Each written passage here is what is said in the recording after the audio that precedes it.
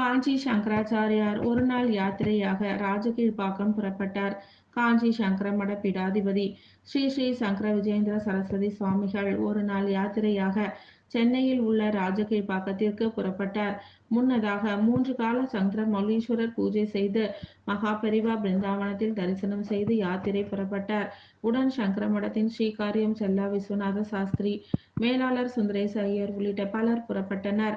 ஒரு நாள் யாத்திரை முடித்து நாளை சங்கரமடம் வருகை தர உள்ளதாக கூறப்படுகிறது.